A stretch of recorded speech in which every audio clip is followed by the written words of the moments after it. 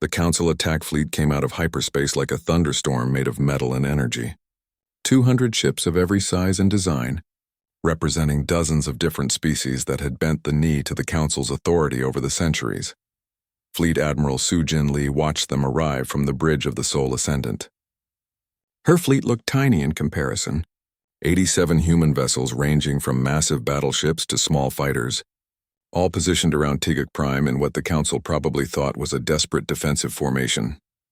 "Admiral, we're receiving a transmission from the Council flagship," reported Communications Officer Lee Jae-sung. "Put it through."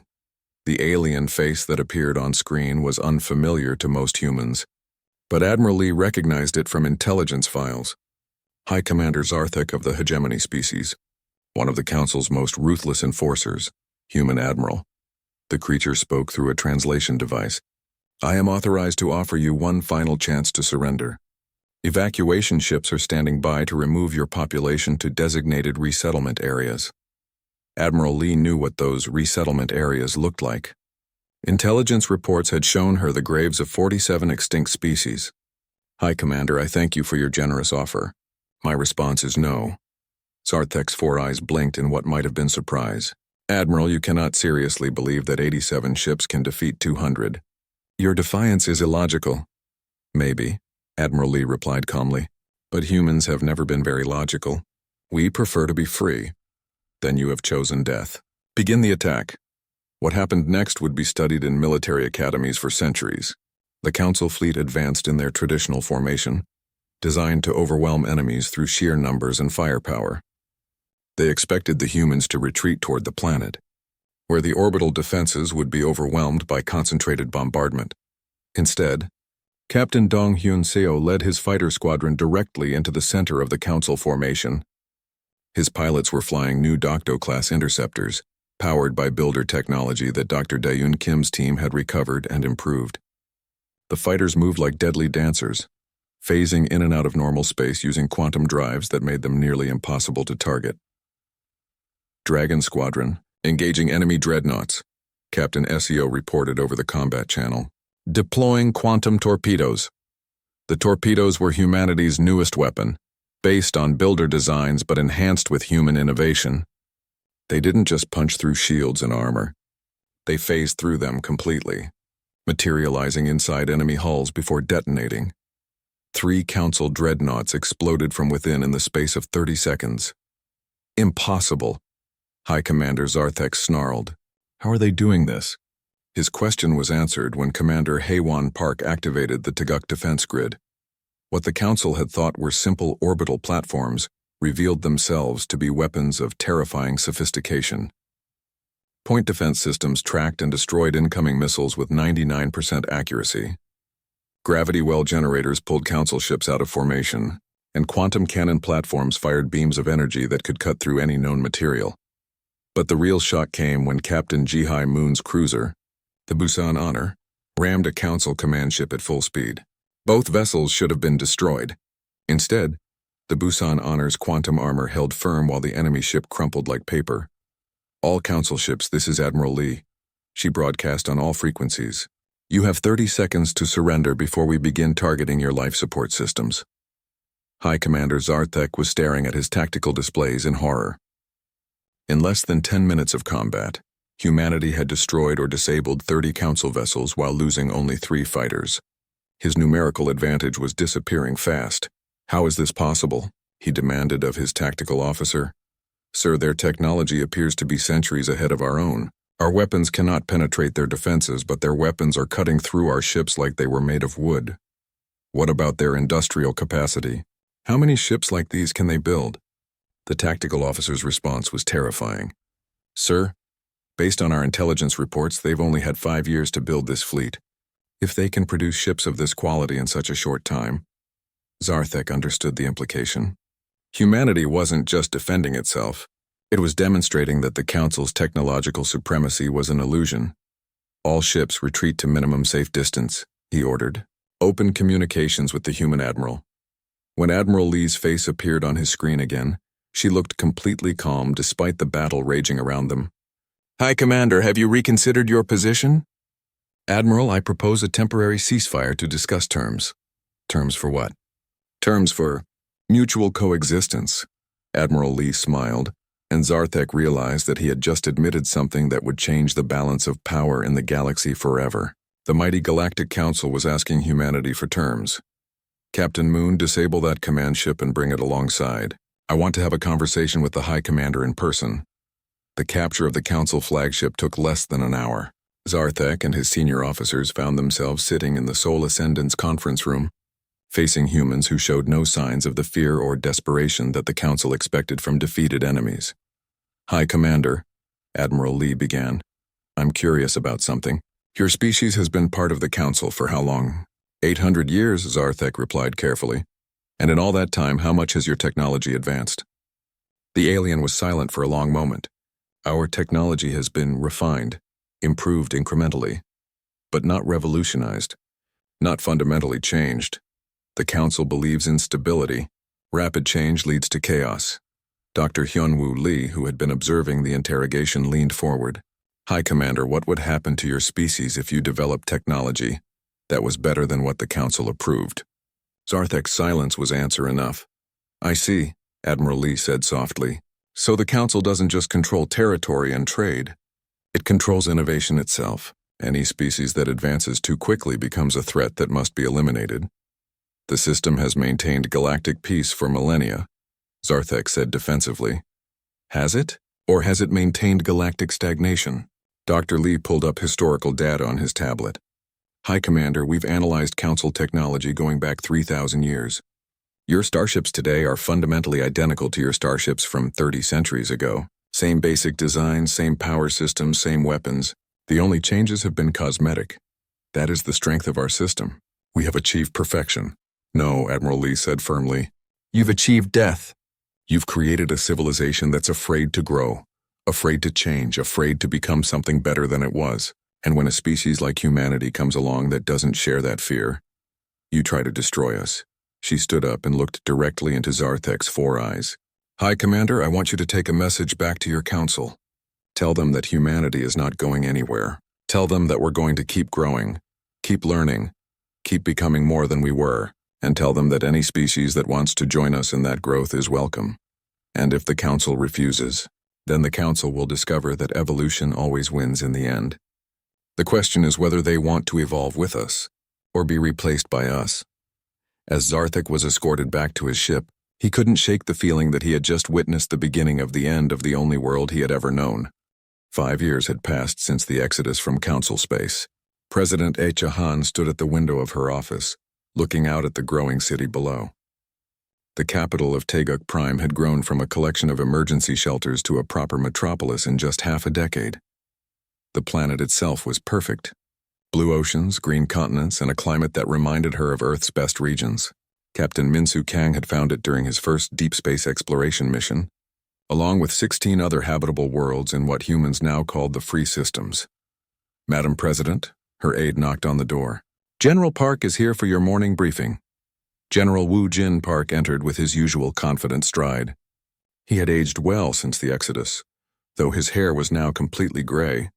Building humanity's new military from scratch had been his responsibility, and the results were impressive. Good morning, General. How are our defenses coming along? Wu Jin activated a holographic display that showed the Teguk system. Dozens of orbital platforms surrounded the planet, connected by a network of sensor stations and weapon platforms. The defense grid is now at 60% completion. We've installed quantum torpedo launchers on all the major platforms, and our point defense systems can track and destroy anything smaller than a cruiser. And our ships? That's the really good news, the General smiled. The first Docto-class battleship completed its trials yesterday. It performed better than we expected. HFY had seen the test reports. The Docto was twice as fast as any Council ship, carried weapons that could punch through any known armor, and had defensive systems that made it nearly impossible to target effectively. Without Council restrictions on human technology, human engineers had created something magnificent. How many do we have operational? 12 battleships, 37 cruisers, and over 200 smaller vessels, plus the defense platforms and fighter squadrons. It was an impressive fleet, but HFY knew it might not be enough. Intelligence reports suggested that the Council was planning something big. They were moving ships toward the borders of free space, and their diplomatic messages were becoming more threatening. General, I need to ask you something honestly. If the Council attacks us with everything they have, can we win? Wu Jin was quiet for a moment. 5 years ago, I would have said no. Today, maybe. Our individual ships are better than theirs, but they have a lot more ships. The real question is whether they're willing to take heavy losses to destroy us. Before HFY could respond, her communications officer interrupted. Madam President, we're receiving an urgent message from Dr. Da-Yun Kim on Sejong 4. She says it's extremely important. Put her through. Dr. Kim's excited face appeared on the main screen. Behind her, HFY could see what looked like ancient ruins covered in strange symbols. Madam President, you need to see this. We've found something incredible. What kind of something? Evidence that we're not the first species the Council has exiled to this region. These ruins are over 1,000 years old, but the technology, it's amazing. Whoever built this had artificial gravity, faster than light communication, and weapons that make our quantum torpedoes look like firecrackers. General Park leaned forward. What happened to them? That's the disturbing part, Dr. Kim replied. According to the records we've translated, they were called the Builders. They were exiled from Council space for the same reasons we were. Too independent, too innovative, too dangerous. They built a civilization out here that lasted for centuries. And then, the Council found them again. The records describe a war that lasted 50 years. The Builders won most of the battles, but the Council just kept sending more ships. Eventually, the Builders were wiped out completely. HFY felt a chill. Dr. Kim, how many other species have the Council destroyed? Based on what we found here, at least a dozen in just this region of space. Maybe more. The Council has been doing this for millennia. Any species that gets too advanced, too independent, or too inspiring to others gets exiled. Then once they're isolated, they get destroyed. General Park was studying the archaeological data on his tablet. Dr. Kim, are any of the Builders' military technologies still functional? Some of them, yes. We found weapon designs that are centuries ahead of anything humans have built. But General, there's something else. The Builders left messages for whoever came after them. They knew they were going to lose, so they hid technology caches throughout this region of space. How many caches? We've identified 17 so far, probably more. Some contain weapon designs, others have industrial equipment, and a few have what look like complete starship blueprints. HFY made a decision. Dr. Kim, I'm sending you every archaeologist and engineer we can spare. I want those caches found and their contents analyzed. General Park, I want you to work with Dr. Kim's team. If the Builders' technology can help us defend ourselves, we need it. 2 weeks later, Admiral Young Ho Nam was reviewing intelligence reports in his office aboard the Seoul Ascendant. The news was not good. Council fleets were massing at the border between their territory and free space. More concerning, they were bringing ships from species that humanity had never seen before. Admiral, his intelligence officer reported, we're receiving signals from our contacts inside Council territory. The Council has issued what they call a final declaration regarding humanity. What kind of declaration? They're claiming that human expansion in free space represents a clear and present danger to galactic civilization. They're authorizing the use of unlimited force to eliminate the threat. Admiral Nam had been expecting this. When do they plan to attack? Unknown, sir, but our contacts estimate within the next month. They're calling it Operation Cleansing Fire. The Admiral activated his secure communication system and connected to President Han, General Park, and Dr. Kim simultaneously. We need to talk. The Council is coming and they're not planning to take prisoners this time. President Han's face was calm, but her voice carried steel. How long do we have? Maybe a month, maybe less. Dr. Kim, what's the status on the Builder technology? The archaeologist looked exhausted but excited. We've found 3 complete weapon systems that we can reproduce with our current manufacturing capability. Plus, we've discovered something else. The Builders didn't just fight the Council. They formed alliances with other exiled species. There are records of at least 6 different species that worked together against the Council. Are any of them still alive? General Park asked. We don't know, but we've found coordinates for their last known colonies. If any survivors exist, they might be willing to help us fight. Admiral Nam studied the star charts. That's a lot of space to search, and we don't have much time. Then we'd better get started, President Han declared. Admiral, I want you to send scout ships to every coordinate Dr. Kim has found. General Park, work with Dr. Kim to build as many of those builder weapons as possible, and send a message to every human colony and outpost in free space. What should the message say? Tell them that the Council is coming to finish what they started 5 years ago. Tell them that we have a choice, stand together and fight or die separately and forgotten. She paused. And tell them that this time we're not running away. Admiral Jin Ho Choi stood on the bridge of the Busan Command, watching the largest fleet in human history prepare for departure. Through the massive view screen, he could see hundreds of ships stretching out in every direction. Colony transports, cargo haulers, military escorts, and civilian vessels all waited for his signal. 17 million people. That was how many humans lived beyond Earth's solar system. All of them had to be moved in just 30 days, or the Council would send their enforcement fleets to do it for them. The Admiral had seen what Council enforcement looked like. It usually involved a lot of dead civilians. Sir, we're receiving the final passenger counts from the colony worlds, reported Communications Officer Park Min-ho. New Shanghai has finished loading their transports.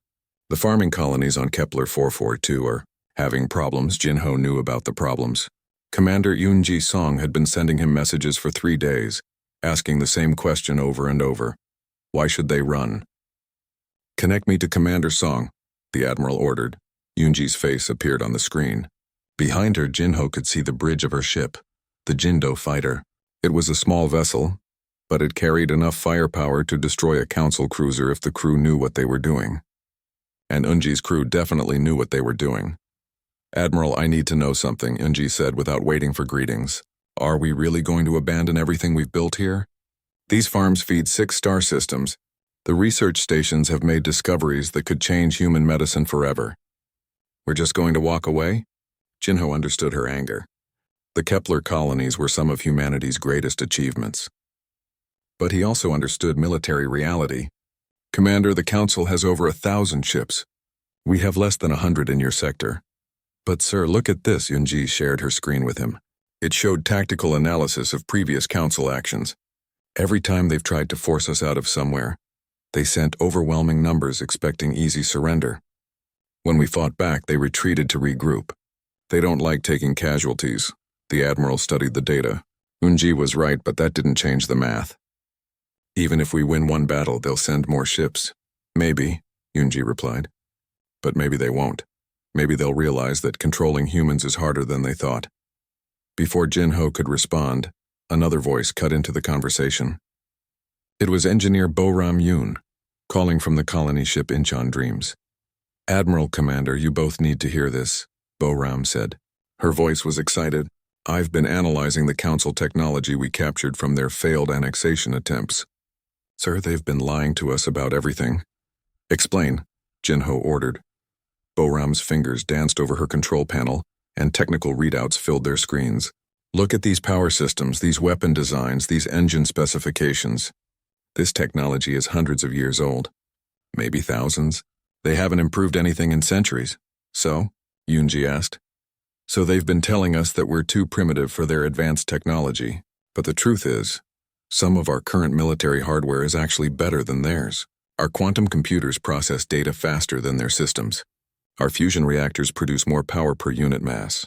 Our targeting systems have better accuracy rates. Jin-ho felt a chill run down his spine. Bo-ram, are you saying what I think you're saying? I'm saying they didn't exile us because we're too aggressive, the engineer replied. They exiled us because we're too advanced. Or rather, we're advancing too fast. In another 50 years, human technology would be better than Council technology. In 100 years, we'd be so far ahead of them that their entire power structure would collapse. The 3 humans stared at each other through their video links. The implications were staggering. There's more, Bo-ram continued. I've been mapping the star charts they tried to keep from us. There are entire regions of space beyond Council territory that they've marked as forbidden zones. But when I analyze the sensor data, those regions aren't dangerous. They're just unexplored. Captain Min-soo Kang's voice suddenly joined their conversation. His scout ship Jindo had been conducting advance reconnaissance toward the Galactic Rim. Bo-ram's right about those unexplored regions. I'm looking at 17 star systems right now that have habitable planets. No Council presence, no warning buoys, nothing. It's like they don't want anyone to know these places exist. Admiral Jinho made a decision that would change human history. All ships, this is the Admiral. Change of plans. We're not just evacuating. We're relocating. Commander Song, you and your volunteers can stay at Kepler 442 if you want to make a stand. Captain Kang, I want you to scout every system you can find beyond Council space. Boram, I need you to figure out how to make our technology even better. Sir, what about the evacuation? Asked Officer Park Min-ho. The evacuation continues as planned, but we're not running away anymore. We're moving to a better neighborhood. 3 days later, the first Council enforcement fleet arrived at Kepler 442. They expected to find abandoned human colonies. Instead, they found Commander Yoon-ji Song and 12 human warships waiting for them. The Council commander, a crystalline being named Zethkar, sent the standard surrender demand. Humans had 30 minutes to board evacuation ships or face destruction. Yoon-ji's response was simple: no. The Battle of Kepler 442 lasted 6 hours. When it was over, 8 Council ships were destroyed and 4 more were badly damaged. The humans lost 2 vessels, but they had proven something important. Council ships could be beaten. Meanwhile, Admiral Jinho was leading the main evacuation fleet toward the coordinates that Captain Kang had provided. The journey to the galactic rim would take weeks, but long-range sensors were already showing them wonders. Planets with perfect climates, asteroid belts rich with rare metals, gas giants that could provide fuel for 1,000 years, and no Council presence anywhere. Dr. Hyun-woo Lee, who had joined the fleet from Earth, was studying the Council's historical records that Boram had recovered. What he found disturbed him. Admiral, I think I know why the Council is so afraid of change, he reported. Their records go back 12,000 years. In all that time, they've destroyed 47 different species that they considered threats to galactic stability. Destroyed how? Exile, mostly. They would force a species out of civilized space, then claim their territory once they died off in the wilderness. But some species were simply exterminated. The records call it corrective action. And what made these species threatening? Dr. Lee's voice was quiet. The same things that make us threatening: independence, innovation, rapid technological development. The ability to inspire other species to question Council authority. Admiral Jinho looked out at his fleet, hundreds of human ships carrying millions of people toward an uncertain future. But for the first time since leaving Earth, he felt hopeful. Dr. Lee, send a message to all ships. Tell them what you've learned. Tell them that we're not the first species the Council has tried to destroy, but we might be the first with enough strength and stubbornness to survive. What else should I tell them, sir? Jinho smiled. Tell them we're going to build something better than the Council ever imagined. And tell them that someday we're going to come back. The massive doors of the Galactic Council chamber opened with a deep hum. Ambassador Taemin Park walked slowly across the polished floor, his footsteps echoing in the huge space. Above him, hundreds of alien beings sat in their floating platforms watching his every move. The chamber was designed to make visitors feel small. Giant pillars reached up to a ceiling so high that clouds formed near the top. Holographic displays showed the faces of Council members from across the galaxy. Some had tentacles instead of arms. Others looked like living crystals that caught the light. A few resembled giant insects with multiple eyes. Taemin had been Earth's ambassador for 5 years. He had seen many meetings in this chamber, but today felt different. Today the air seemed heavy with something he could not name. Fear, maybe, or anger. Ambassador Park of Earth spoke a voice that seemed to come from everywhere at once. The words were translated into perfect English by the chamber's systems. You stand before the Galactic Council to hear our decision regarding humanity's place in civilized space. The speaker was Velthar, a being that looked like a walking tree made of silver metal. Its voice carried the weight of 1,000 years of authority. Around the chamber, other Council members shifted in their seats. Some made clicking sounds. Others hummed in frequencies that hurt human ears. Taemin stood straight and kept his face calm, even though his heart was beating fast. Behind him, Captain So-Young Kim watched from the observation deck of the human diplomatic vessel. She had brought her ship close to the Council station, ready for whatever might happen. The Council has reviewed humanity's actions over the past decade, Velthar continued. We have studied your expansion into 17 star systems. We have examined your military responses to our peaceful integration offers. We have considered your refusal to accept proper guidance from more advanced civilizations. Taemin knew what was coming, but he let the alien speak. In the observation deck, Dr. Hyunwoo Lee was recording everything. As Earth's top expert on alien behavior, he had been watching the council members carefully. Their body language told a story that their words did not. Humanity has shown itself to be dangerously aggressive, Velthar announced. Your species refuses to abandon your primitive nation-state system. You have rejected our offers to bring peace to your scattered colonies. Most concerning, you have developed military technologies without proper supervision. A murmur went through the chamber. Some aliens made sounds of agreement. Others seemed nervous. Taemin noticed that several species near the back of the chamber looked worried, not angry. Furthermore, the silver tree continued. Humanity has demonstrated a disturbing tendency toward independence. When the peaceful Altarian fleet offered to help govern your Kepler 442 colony, you responded with violence. When the Oceanic Council suggested improvements to your trade practices, you rejected their wisdom. Captain So-Young Kim felt anger rising in her chest as she listened. The peaceful Altarian fleet had arrived with weapons charged and had demanded complete surrender. The Oceanic Council's suggestions had been orders to give up control of human shipping lanes. The evidence is clear, Velthar said, its voice growing louder. Humanity is not ready for membership in civilized galactic society. Your aggressive nature and refusal to accept guidance make you a threat to the peace we have maintained for millennia. Dr. Hyunwoo Lee made notes on his tablet. He had studied the Council's history, and their idea of peace was interesting. It meant that no species could advance beyond what the Council allowed. It meant that innovation required permission. It meant that independence was seen as a disease that needed to be cured. Therefore, Velthar announced, the Galactic Council has voted unanimously to revoke humanity's trading rights, territorial claims, and technology licenses. All human colonies beyond the Sol system must be evacuated within 30 standard days. The chamber erupted in alien sounds. Some species cheered. Others made worried noises. A few remained silent, which Dr. Lee found very interesting. Taemin finally spoke. His voice was calm and clear. Ambassador Velthar, may I ask what will happen if humans choose not to abandon their homes? The silver tree's leaves rustled, which was its version of a laugh. Then the Council will take corrective action to ensure galactic stability. Our enforcement fleets are already moving into position. I see, Taemin said. And what about the humans who were born on these worlds? The children who have never seen Earth? The families who have lived there for generations?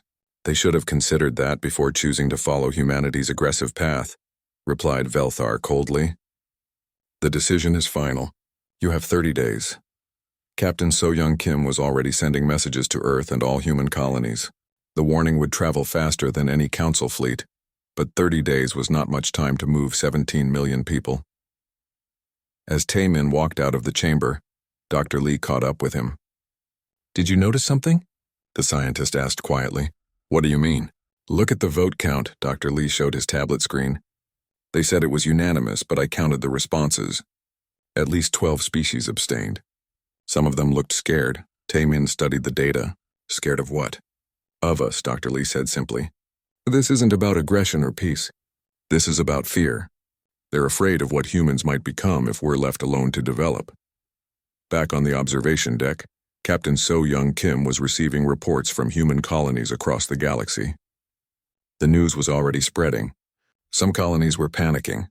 Others were angry. But a few were asking an interesting question. Why should they leave? Commander Eun Song's voice came over the secure channel from the Kepler 442 system. Captain Kim, we've been thinking. The Council says we have to leave, but what if we don't? What if we stay and fight? Unji, they have hundreds of ships. We have maybe 50 in your entire sector. Maybe, Commander Song replied.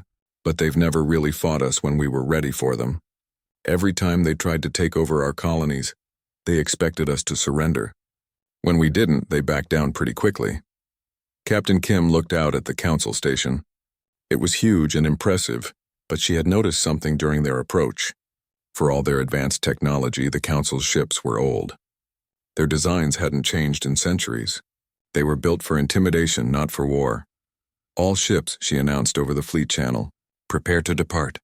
We're going home to prepare for the worst and hope for the best. As the human diplomatic fleet moved away from the Council station, Dr. Lee was already working on his report for Earth's government. The Council had made a mistake. They had given humanity a choice, submit or be exiled. But they had not considered a third option. Humans could choose to evolve. The news of humanity's victory at Teguk Prime spread through Council space faster than any official communication network could carry it.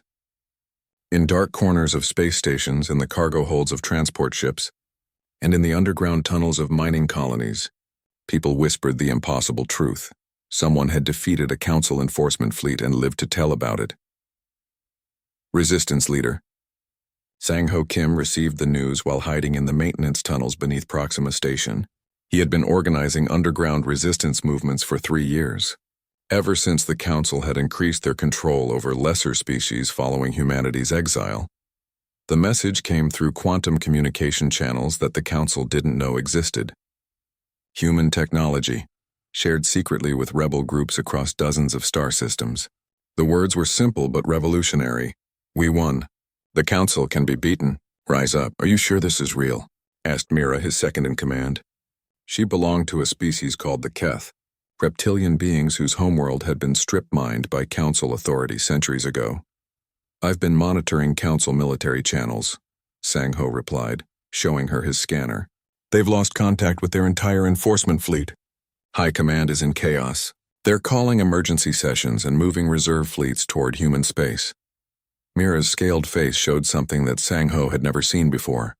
Hope. "If the humans can fight them and win, then so can we," Sang-Ho finished.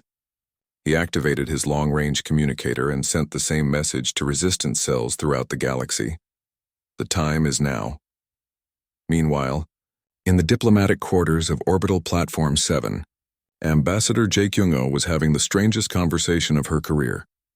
She was talking to a delegation from the Canine Commonwealth of Sirius 9, and they wanted to join the Human Colonial Alliance. The Commonwealth represented the descendants of Earth dogs that had been genetically enhanced by human scientists before the Exodus. They had declared independence from the Council 3 days after news of the Teguk victory reached them.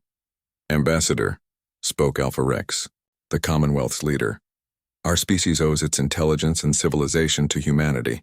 When the Council exiled your people, they expected us to abandon our loyalty to our creators. They were wrong." Jae Kyung was still adjusting to the idea of conducting diplomacy with uplifted dogs, but their intelligence was undeniable. "Alpha Rex, I'm honored by your request, but alliance with humanity will make you a target for Council retaliation." "We are already targets," Rex replied, his enhanced vocal cords giving his bark a dignified tone. "The Council has never considered us more than useful animals. But you taught us that we could be more than what others expected. Now we choose to stand with those who gave us that gift." The alliance was formalized within hours. For the first time since their exile, humanity had gained an ally instead of losing one. Intelligence Director Mi Young-shin was coordinating what she privately called Operation Cascade from her base on New Seoul Station. Human intelligence networks had identified over 30 species within Council space that were actively suppressed by the current system. "Director," her aide reported, "we're receiving defection requests from military commanders across 7 different Council fleets. Apparently, some species are tired of being used as cannon fodder for Council expansion." The most significant defection came from General Kyung-Soo Han, who was negotiating with the warrior species of Epsilon Eridani. These beings had been forced to serve as the Council's military enforcers for centuries, their natural fighting instincts harnessed for Council purposes. "General," the Eridani war leader spoke through translation software, "your species fights with honor. Ours has been denied the right to fight with honor for 800 years. The Council uses us as weapons, then discards us when we are no longer needed. War leader, what would your people do if they were free to choose their own battles?" "We would choose to fight alongside those who understand the meaning of courage." The Eridani military defection was devastating to Council authority. In a single day, they lost 40% of their enforcement capability as Eridani fleets simply stopped following Council orders and began attacking Council supply lines instead. Dr. Sun Woo Cho had been working around the clock in his laboratory on Teguk Prime, reverse engineering Council technology captured from the recent battle. What he found confirmed humanity's worst fears about their former galactic neighbors. "President Han, you need to see this," he reported during their daily briefing. "I've analyzed the core systems of every council ship we captured. Their technology hasn't just stagnated. It's actually regressed in some areas." Explain. 3,000 years ago, council ships had backup systems and redundancies built into every major component. Modern council ships have none of those safeguards. They've been simplified to the point where a single hit to the right system can disable an entire vessel. Why would they do that? Because simpler systems are easier to control. The Council doesn't want their subject species to understand how their technology really works. They want them dependent on Council maintenance and support. The implications were staggering. The Council's technological monopoly was based on deliberate ignorance, not superior knowledge. Dr. Cho, how long would it take us to bring other species up to our current technological level? If they have the basic industrial infrastructure, maybe a year to achieve significant improvements, 5 years to reach our current capabilities. President Han made a decision that would reshape the galaxy. Dr. Cho, I want you to prepare technology sharing packages for every species that joins our alliance. Full technical specifications, manufacturing instructions, everything they need to defend themselves. Madam President, that will make them nearly as powerful as us. That's the point. The Council maintains power by keeping everyone else weak and dependent. We're going to maintain our influence by making our allies strong and independent. The revolution spread like wildfire. On industrial worlds throughout Council space, workers seized control of manufacturing facilities and began producing weapons based on human designs. On agricultural planets, farmers stopped shipping food to Council worlds and started feeding rebel armies instead. The Council's response was predictably brutal. They sent enforcement fleets to crush the rebellions, but discovered that their formerly helpless subjects now had shields, weapons, and tactics that could stand against them. Historical Archive Director Yejin Lim was documenting everything from her position aboard the research vessel New Incheon. Her task was to record the collapse of the old galactic order and the birth of something new. Personal log, day 47, since the Taiguk victory. She spoke into her recorder. The Council has lost control of over 60 star systems in the past month. Rebellion is spreading faster than they can suppress it. But more importantly, the nature of the rebellion is changing. Initially, rebel groups were fighting for independence from Council authority. Now they're fighting for something more positive, the right to grow, to innovate, to become more than they were allowed to be under Council rule. I've been analyzing communication intercepts from across the galaxy. Species that haven't communicated with each other in centuries are now sharing technology, forming alliances, and coordinating joint actions. The Council's divide and control. Strategy is failing completely, Ambassador. Junseo Ku was conducting humanity's most important diplomatic mission from the bridge of the Ko diplomatic vessel Soul's Promise. He was meeting with representatives of the Cosmic Assembly, a group of species that had remained neutral throughout the conflict. Ambassador, spoke the crystalline delegate from Altair 7, we have observed the recent changes in galactic politics with great interest. The Council's monopoly on authority appears to be ending. That's correct, Junseo replied. The question is what replaces it. Human expansion has been impressive, but many species fear that you will simply become the new Council, controlling the galaxy through superior technology rather than political manipulation. Junseo had prepared for this question. Delegate, I want to show you something. He activated a holographic display showing the current political map of human-controlled space. These are the star systems under Human Colonial Alliance authority. As you can see, less than half are actually controlled by human governments. The display showed a complex web of alliances, autonomous regions and independent governments, all connected by mutual defense agreements and trade partnerships rather than direct political control. Our goal is not to rule the galaxy, Junseo continued. Our goal is to create a system where every species can reach its full potential without interference from those who fear change. We want to be partners, not masters. The Altarian delegate's crystalline structure shifted colors indicating deep thought. And if species choose not to partner with humanity, then they are free to make that choice as long as they extend the same freedom to others. It was a radical concept in a galaxy where political relationships had been based on domination and submission for millennia.